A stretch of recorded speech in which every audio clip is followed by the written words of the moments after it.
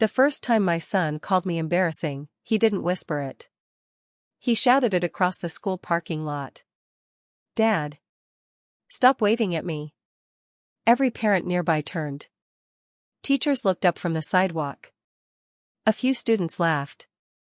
Then, with a face burning red from humiliation, not mine, his, my 16-year-old son, Ethan, pointed straight at my old pickup truck. "Can't you drive something normal just once? Everyone thinks you're some weird old maintenance guy." The words hit harder than he realized. Because I wasn't a maintenance worker. I was one of the engineers who had helped build technology that had traveled farther than any human ever would. But no one knew. Not even my own son. And in less than 2 weeks, he would watch me walk across a stage inside NASA while astronauts stood to applaud.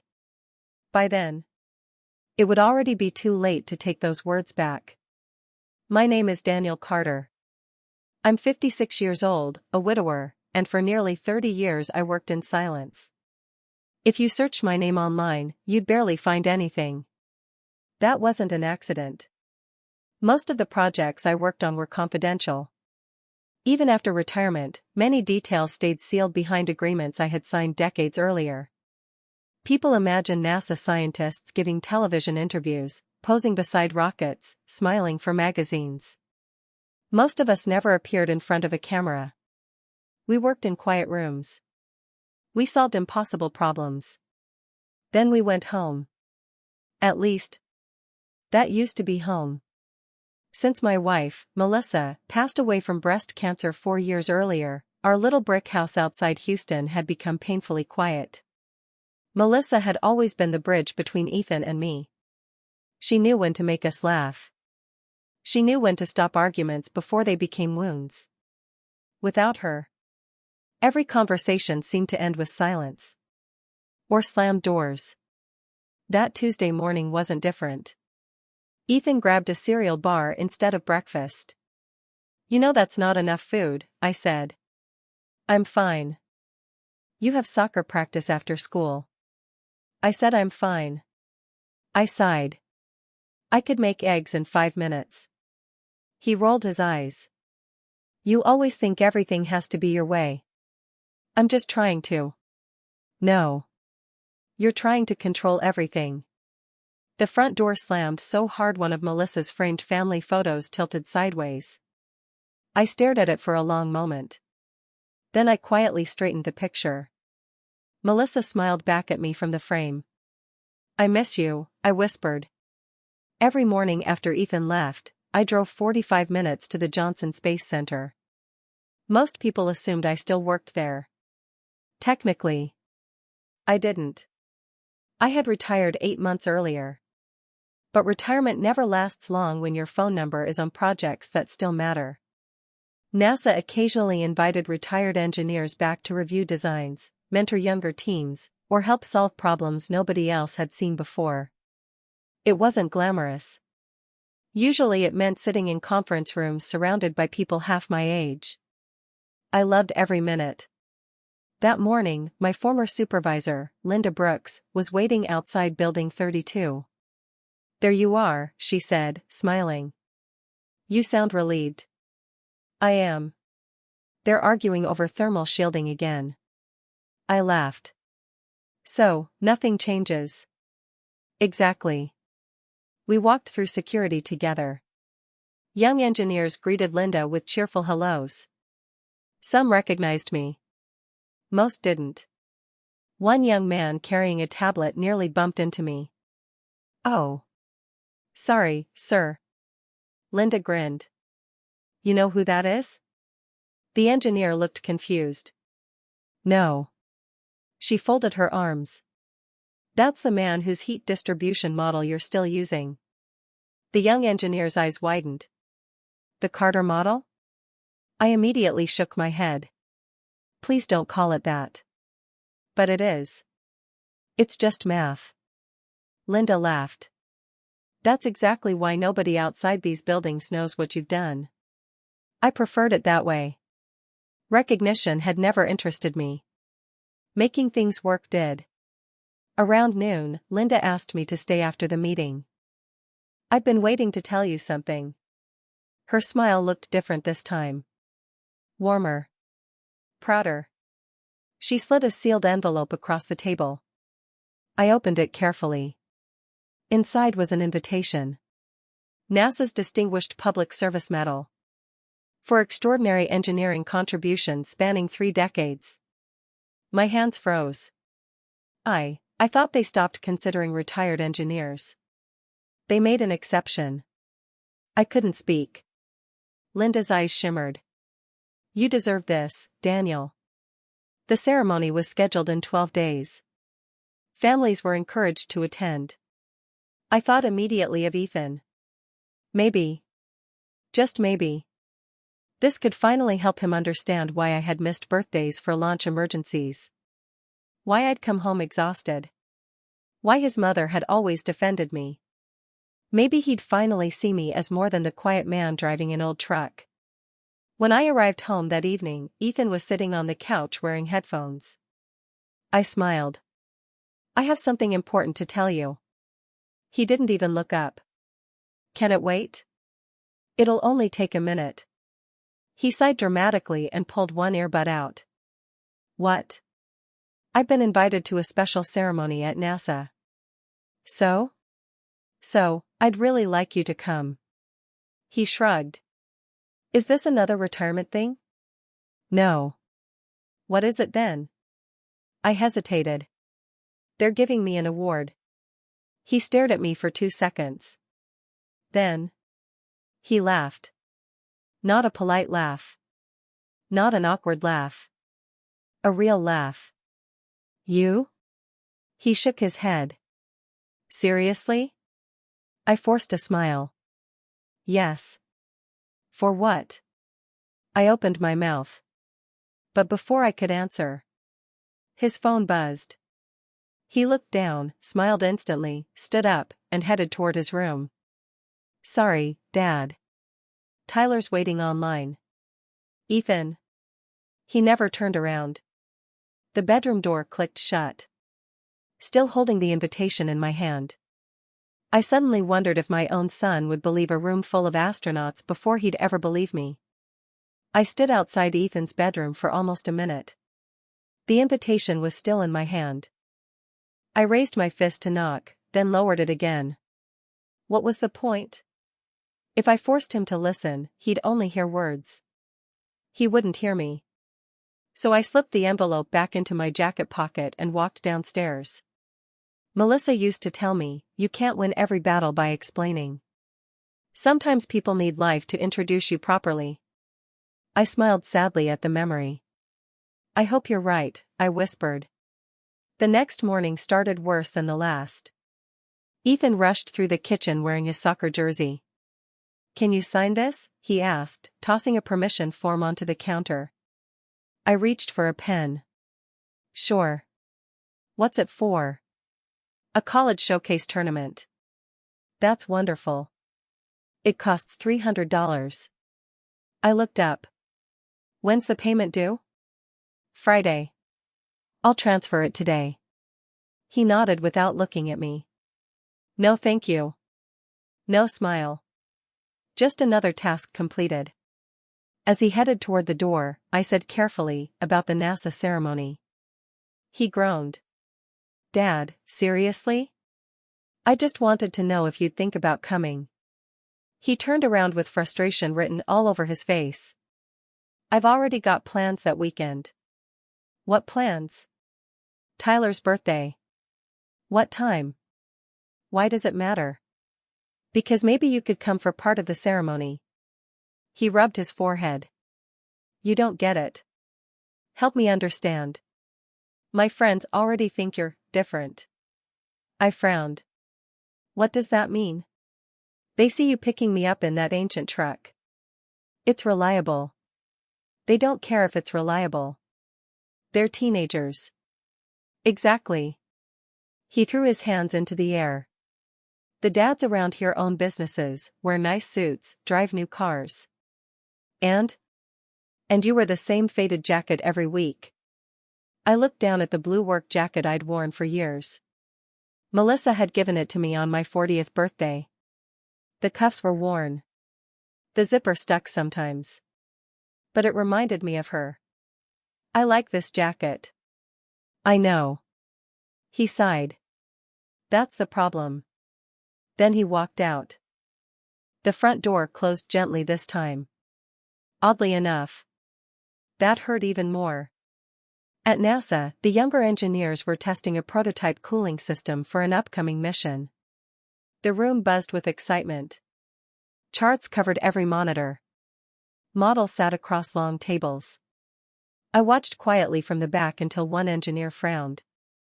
Our readings keep drifting. Another shook her head. We've recalibrated 3 times. Linda spotted me. Daniel? I smiled.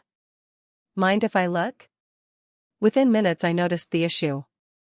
Your reference sensor is too close to the external vent. Silence. One engineer blinked. That's impossible. I pointed toward the airflow diagram. The returning current is bouncing off this support bracket. Everyone leaned closer. A few calculations later. The numbers stabilized perfectly. The room erupted. No way. He's right. How did you even see that? I chuckled. When you've made enough mistakes over 30 years, patterns become easier. The youngest engineer laughed. I hope I'm that sharp someday. Linda looked at me proudly. You won't if you stop asking questions.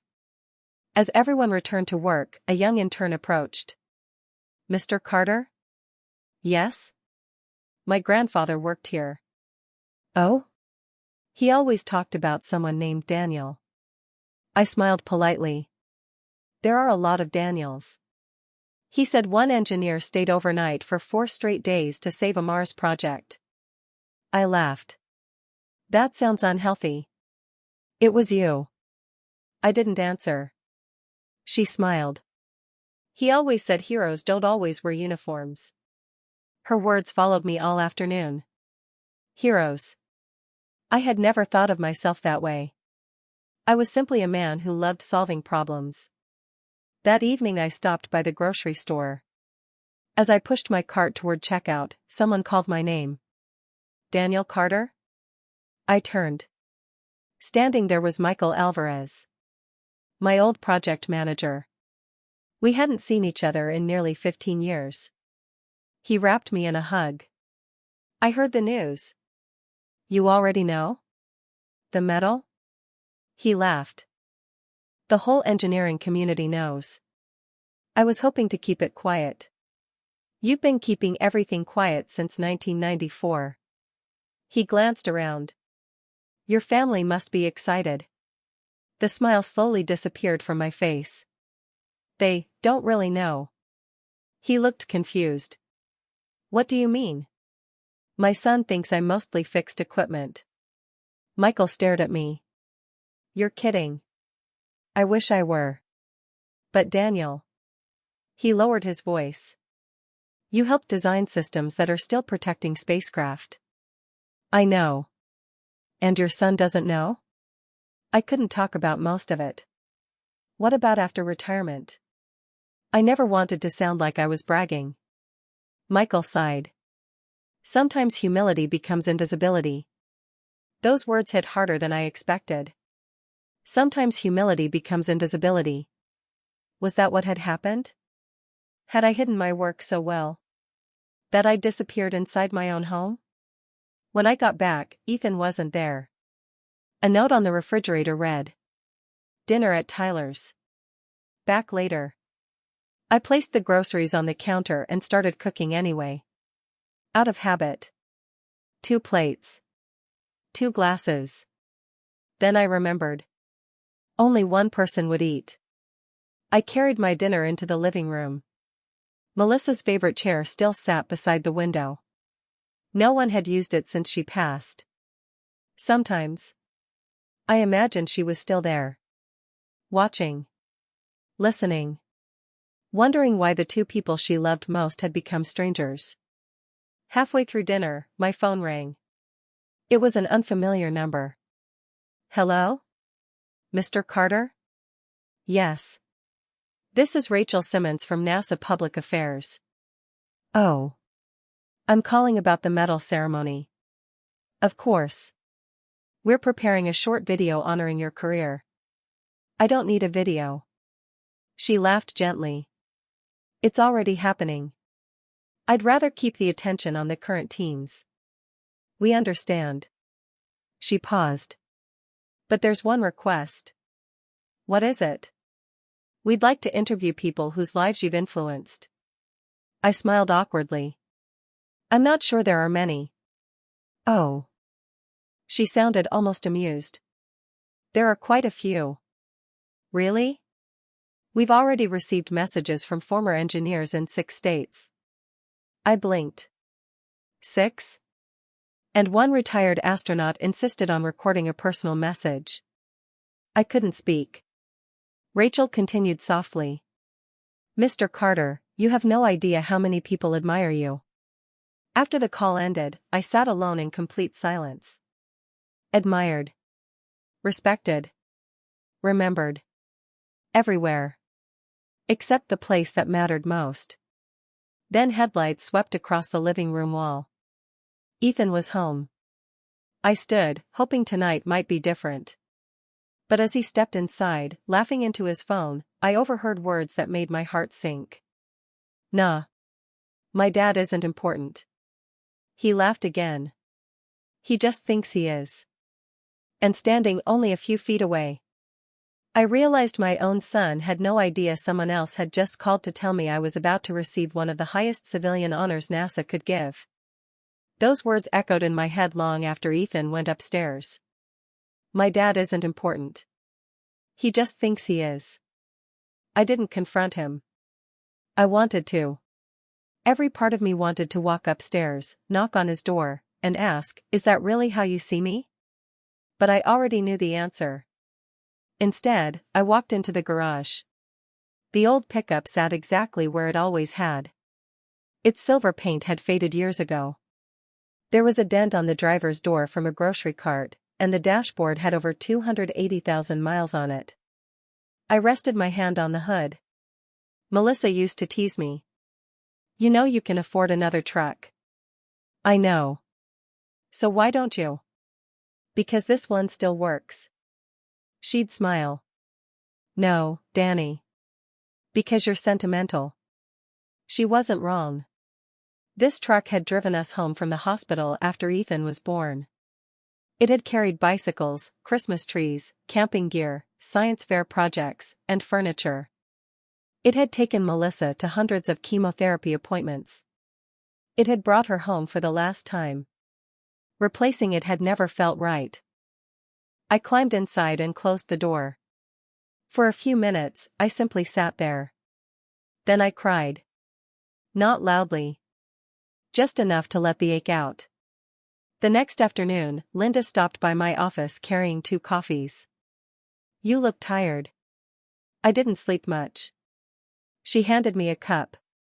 Worried about the ceremony? I smiled weakly. The ceremony isn't the problem. She waited. After 30 years of friendship, she knew silence usually worked better than questions. Finally, I spoke. My son thinks I'm a failure. Linda looked genuinely surprised. Ethan? I nodded. He thinks I'm ordinary. She leaned back in her chair. Daniel, ordinary isn't an insult. I know. But embarrassment is. She didn't answer immediately. Instead, she looked out the window toward the massive mock-up of the Orion spacecraft. You remember the Columbia Memorial Service? I nodded slowly. Of course. I watched you speak with every family. I was just offering condolences. No. She looked directly at me. You stayed until the last person left. I remembered. One father had refused to leave the memorial wall. We'd stood together in complete silence for nearly an hour. I couldn't fix what happened, I said quietly. So you stayed. She smiled. That's who you are. I shrugged. It didn't change anything. It changed everything to that father. Her words settled heavily in my chest. Sometimes we never know which moments define us. The week moved quickly. By Thursday, the local newspaper had somehow learned about the medal. A reporter called asking for an interview. I politely declined. Then another called. And another. Rachel from Public Affairs laughed when I answered. "You've become very popular." I was happier on Monday. She laughed. "I figured you'd say that." Then she hesitated. "One more thing." "Yes?" "We've invited several former astronauts to attend." "Oh?" "And Commander Grace Holloway specifically asked to present your medal." I nearly dropped the phone. Grace Holloway. One of the most respected astronauts in NASA history. We'd worked together years ago on a thermal protection redesign after one particularly difficult mission. She had always insisted the engineering teams deserved as much credit as the flight crews. I don't know what to say. You could say yes. I smiled. Then yes. That evening, Ethan was unusually cheerful. He walked into the kitchen smiling at his phone. "Guess what?" "What?" "Our soccer team made the regional finals." "That's wonderful." He actually smiled back. "For the first time in weeks. We play next Saturday." My heart sank. Next Saturday. The same day as the medal ceremony. What time? 3 o'clock. The ceremony began at 2. I tried to think. Maybe I could attend the beginning, accept the medal quickly, and leave. "I'll be there," I said. "You will?" "Of course." He looked genuinely surprised. "I thought you'd be busy." "I'll always make time for you." He nodded slowly. "Thanks." For a brief moment. It felt like the wall between us had cracked. Then my phone buzzed. It was Linda. I answered. "Hi." Her voice sounded urgent. "Daniel, we have a problem." "What happened?" "The administrator's office changed the ceremony schedule." My stomach tightened. "It starts earlier?" "No. Worse. They moved your presentation to the end." I closed my eyes. "What time?" "About 4. Exactly when Ethan's game would still be in progress." Linda continued carefully. "I know this puts you in a difficult position." After hanging up, I stood motionless. Ethan noticed. "Everything okay?" I forced a smile. "Just work." He nodded and walked upstairs. I didn't tell him. Not yet. That night, I sat on the back porch staring into the darkness. Melissa always loved summer evenings. She'd bring lemonade outside and make us watch fireflies. Ethan used to chase them around the yard. He'd laugh so hard he'd fall into the grass. When had that little boy disappeared? The screen door creaked behind me. Our elderly neighbor, Mrs. Eleanor Bennett, stood at the fence. She was in her 70s and had known our family for over 20 years. "You look troubled." "I've looked troubled for 4 years." She smiled sadly. "Fair enough." She handed me a small plate. "I baked peach pie." "You spoil me." "No." She looked toward my house. "You've spent years taking care of everyone else." I laughed softly. "I wasn't very good at it." She raised one eyebrow. "Daniel." "What?" "You loved your wife through cancer." I looked away. "You raised your son alone afterward." I tried. "You still drive elderly neighbors to doctor's appointments." "I have free time." "You never missed mowing my lawn after Harold died." "That wasn't a big deal." She shook her head. "There you go again." "What?" "Making everything small." She pointed a finger at me. "People who love quietly often believe they haven't loved enough." I swallowed hard. Mrs. Bennett smiled gently. "Don't let someone else's blindness convince you that you aren't worth seeing." She walked back toward her house before I could answer. Her words stayed with me all night. Saturday morning arrived faster than I wanted. I looked at 2 items lying on the kitchen table. One was Ethan's soccer schedule. The other, my NASA medal ceremony invitation. Both mattered.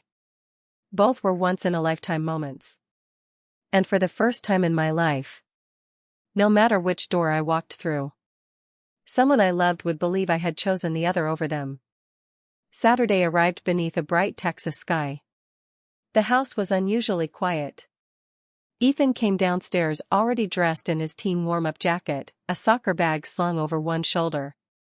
"You leaving soon?" he asked. I looked up from my coffee. "In a little while." He nodded. "Our game starts at 3, but coach wants us there by 1. "I know." There was an awkward pause. Then, to my surprise, he asked, "Will you make it?" The question caught me off guard. He actually wanted to know. I hesitated.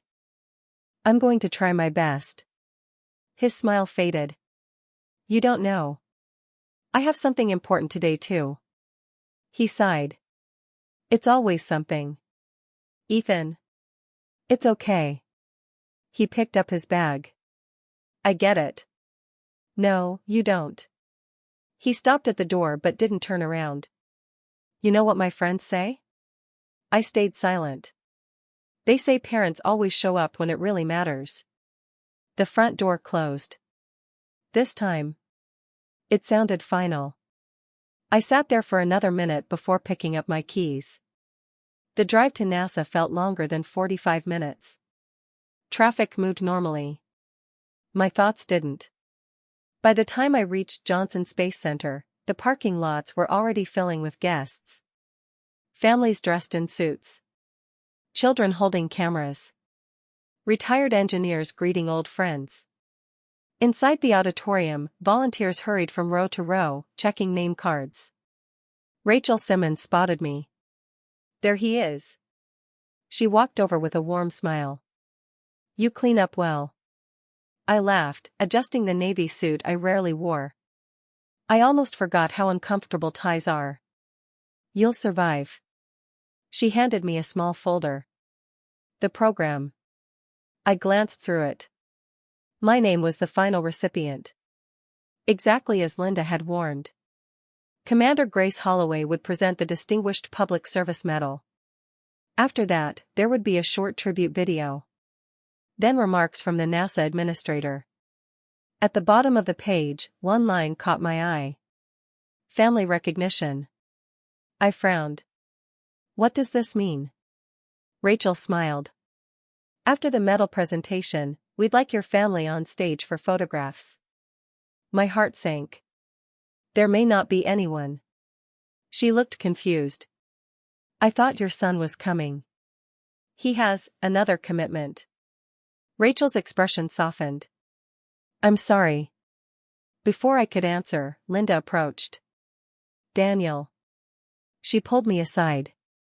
"I've already spoken with the administrator." "You did?" "If you absolutely have to leave early, no one will blame you." I looked toward the stage. Scientists. Engineers. Flight directors. Each had a remarkable story. Each received applause that echoed through the auditorium.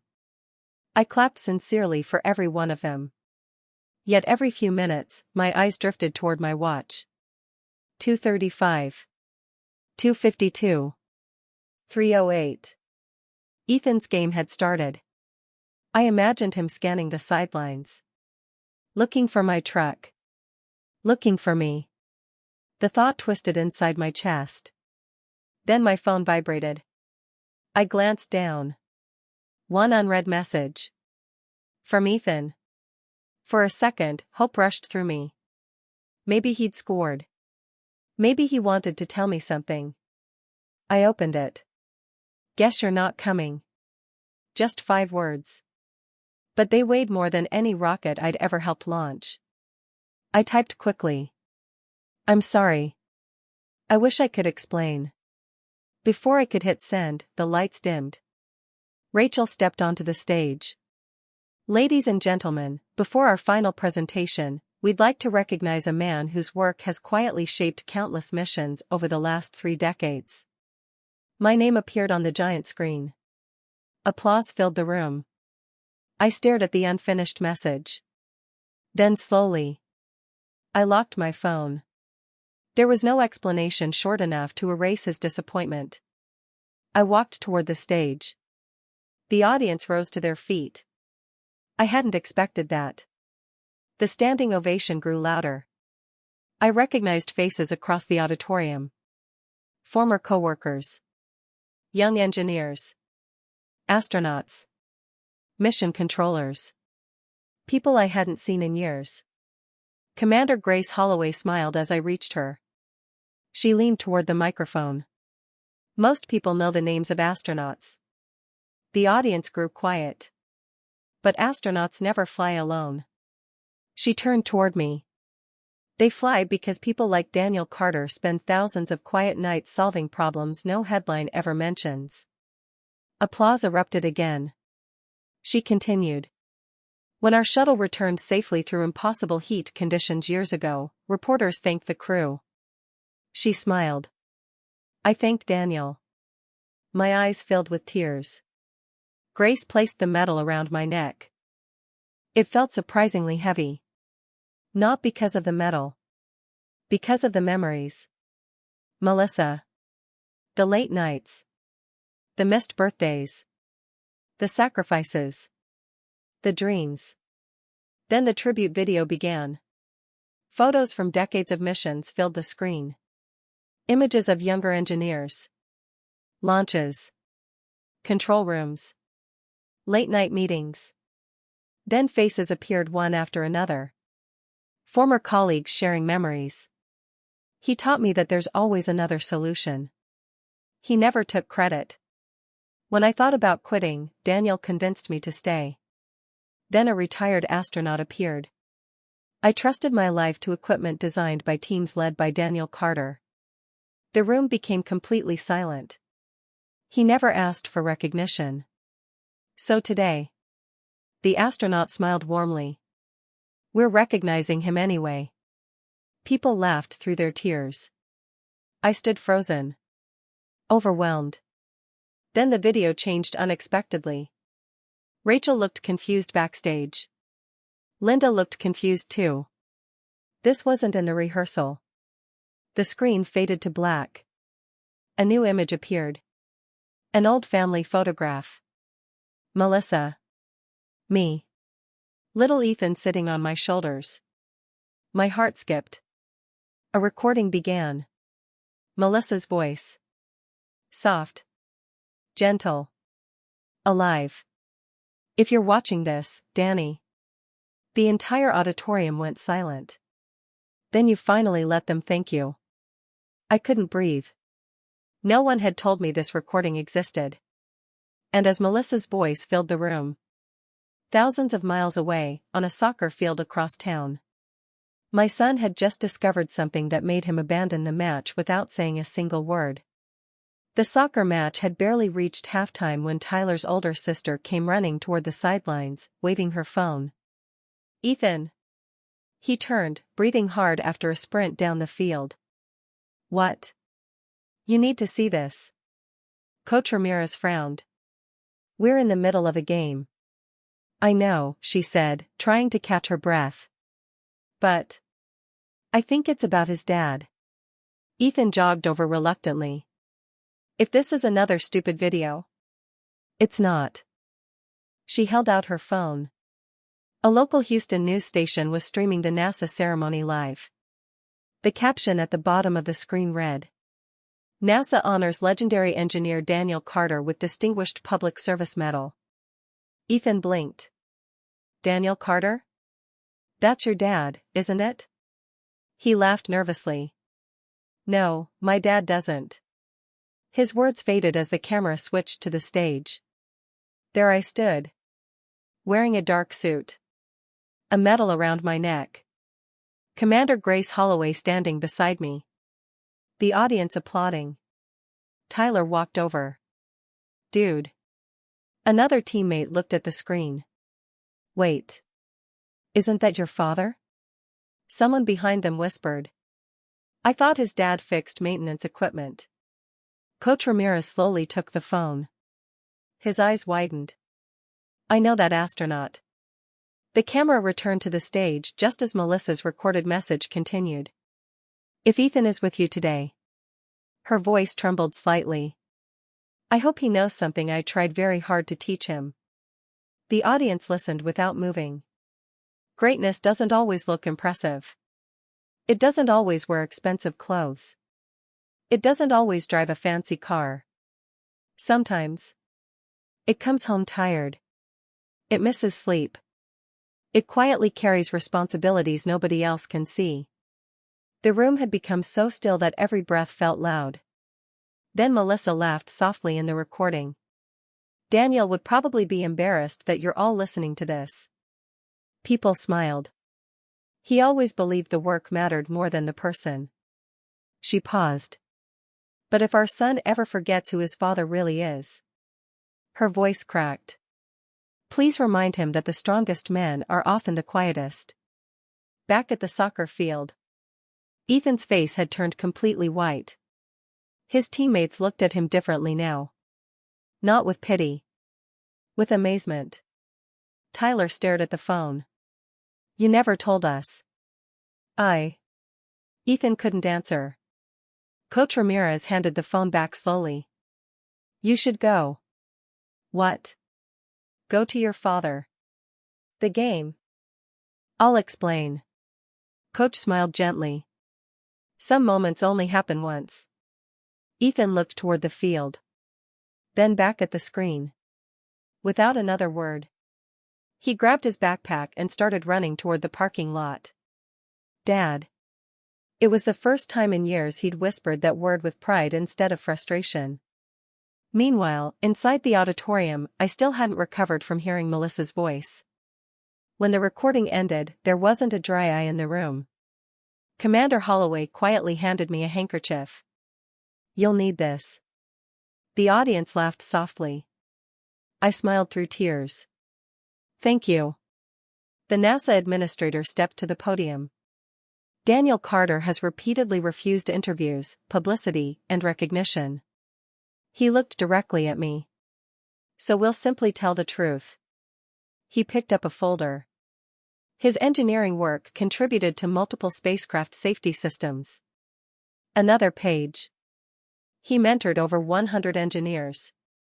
Another. He volunteered thousands of unpaid hours after retirement. Then he smiled.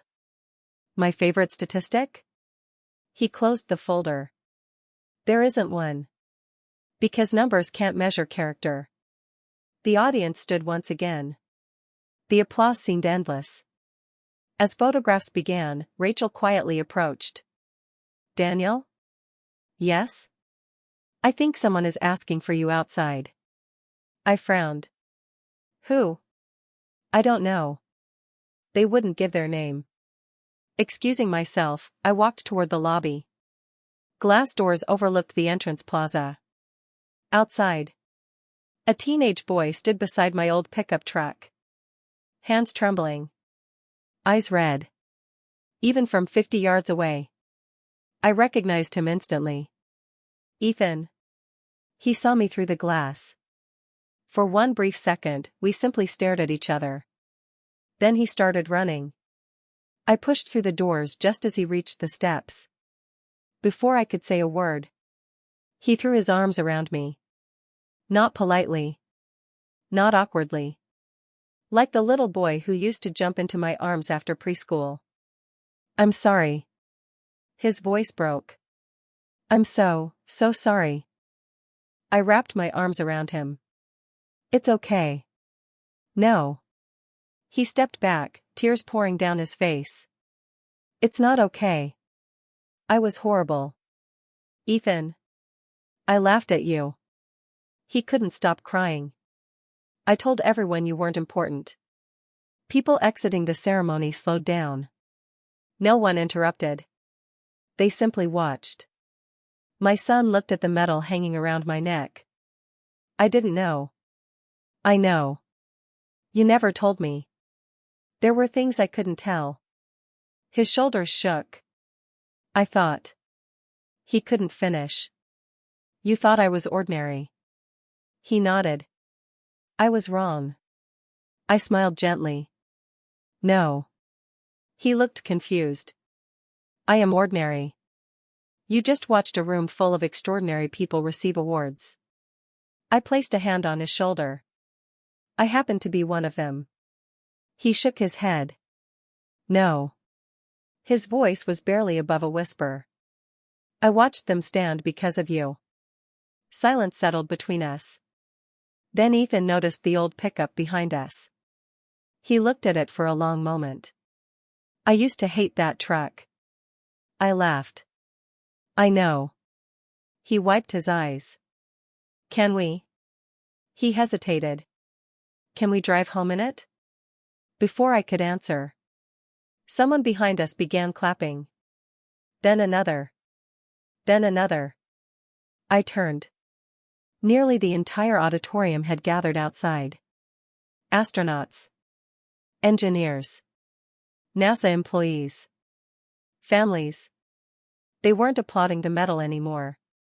They were applauding something far more important. A father. Who had just gotten his son back. But as the applause echoed across the plaza, an elderly man with silver hair slowly stepped out of the crowd. The moment he saw me, his eyes filled with tears. And the first words he spoke revealed a secret I'd been carrying for almost 20 years. The applause slowly faded as the elderly man stepped closer. He moved carefully, leaning on a polished wooden cane. His silver hair was neatly combed, and despite his age, his posture carried quiet dignity. For a second, I couldn't place him. Then he smiled. Daniel. My heart skipped. Dr. Arthur Reynolds? He laughed softly. I was wondering if you'd still recognize me. Recognize him? How could I forget? Dr. Arthur Reynolds had been my mentor when I was 26 years old.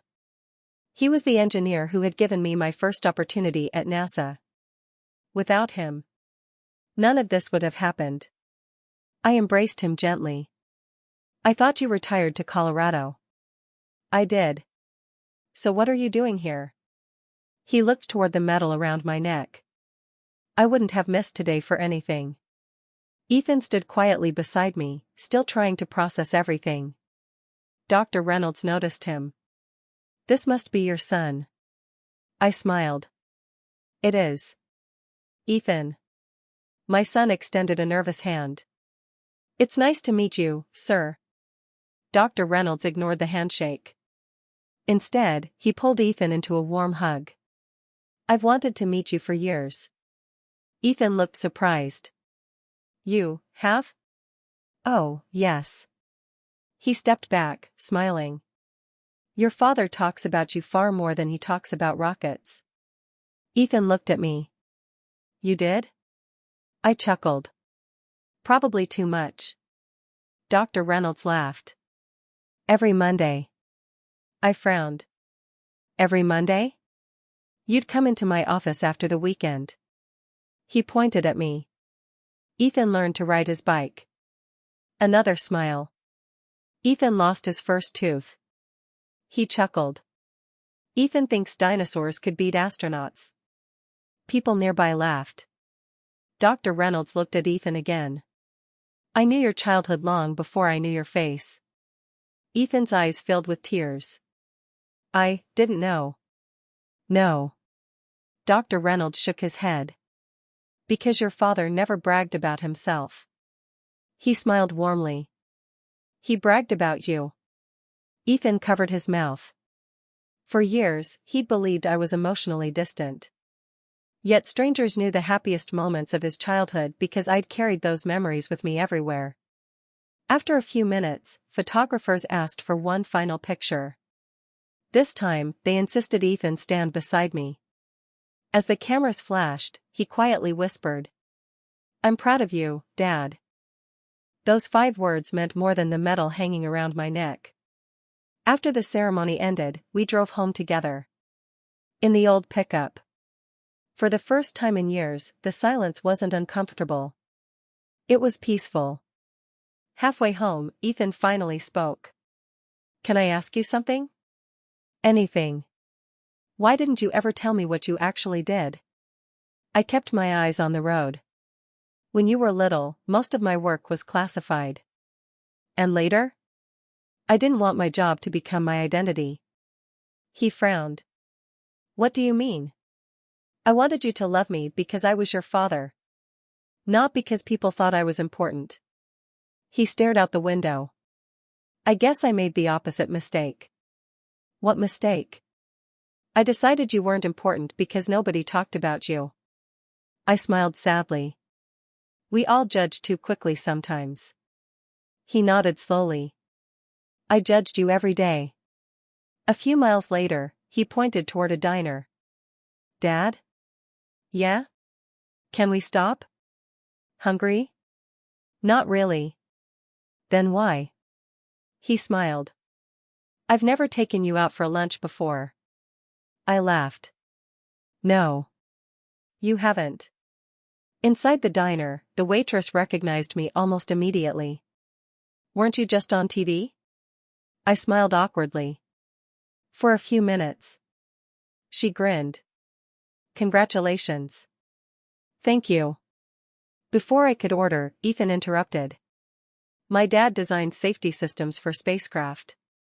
I looked at him. He was smiling. Really smiling. The waitress's eyes widened. Seriously? Ethan nodded proudly. He's amazing. I felt my face grow warm.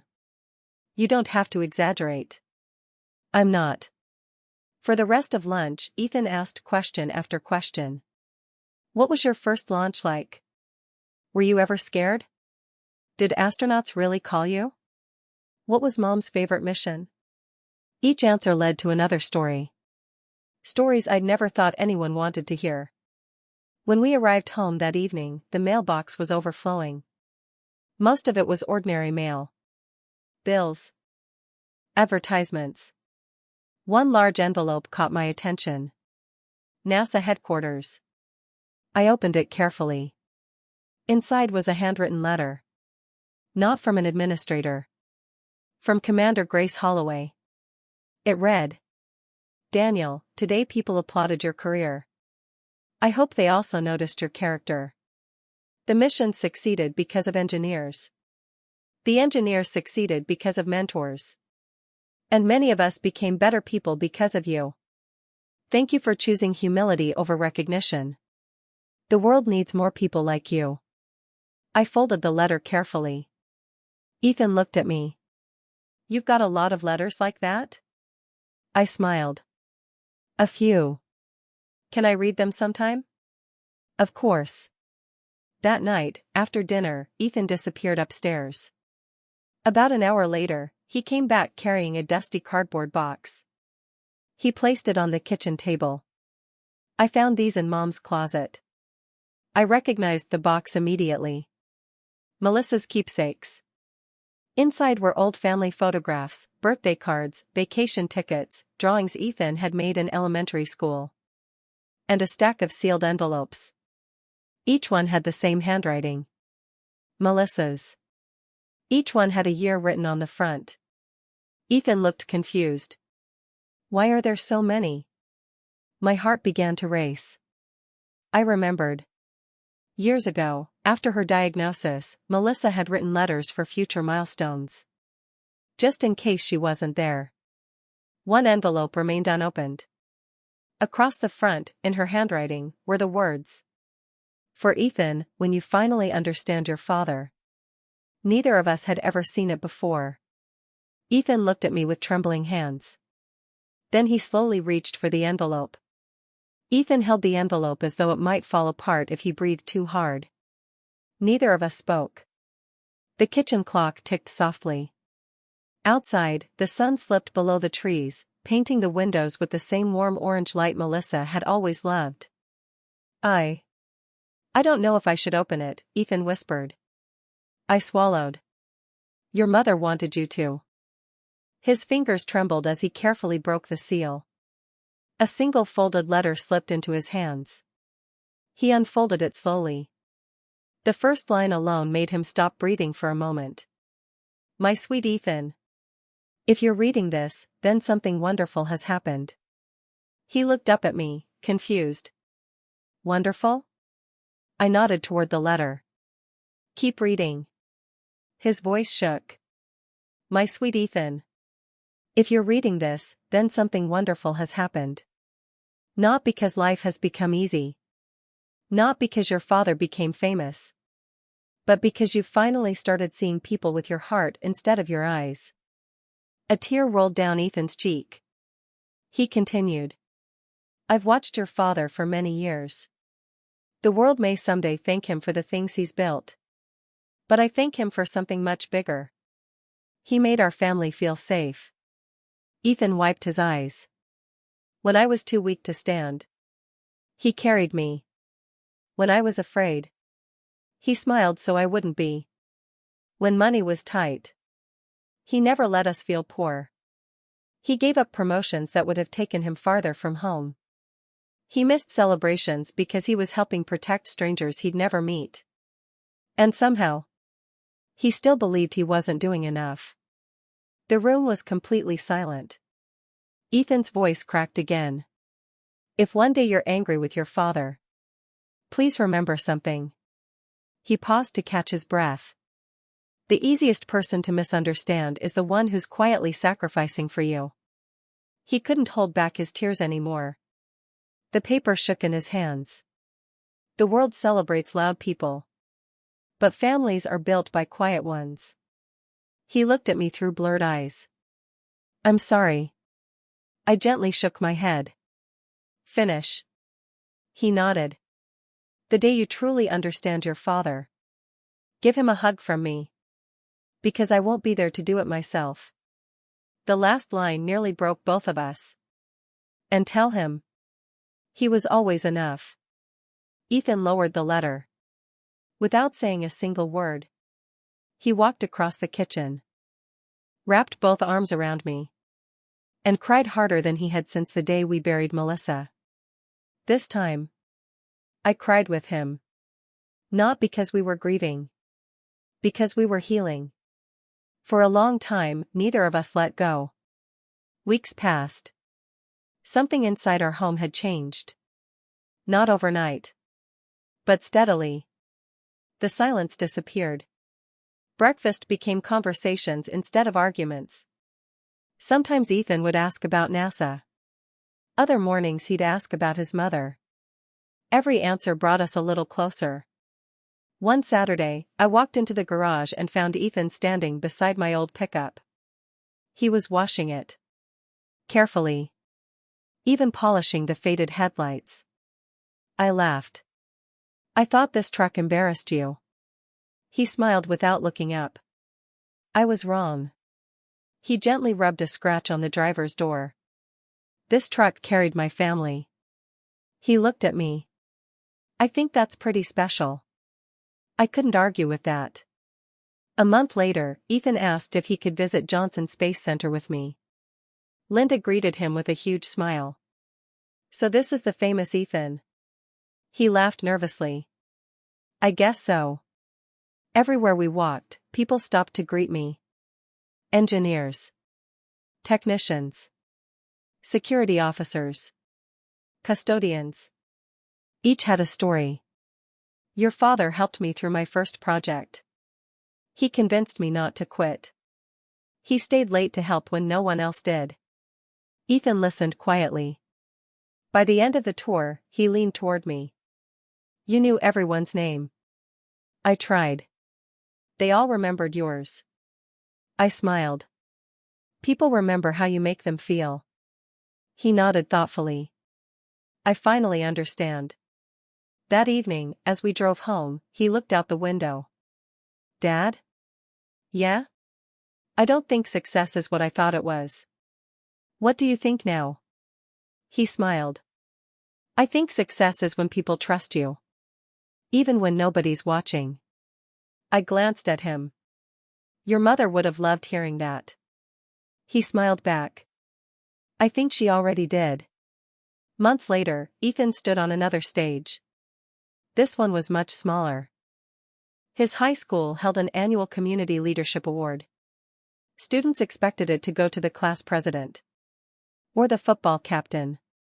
Instead, the principal called Ethan Carter. He walked to the microphone, holding the plaque with nervous hands. "I prepared a speech," he began. "But I'd rather tell you about my dad."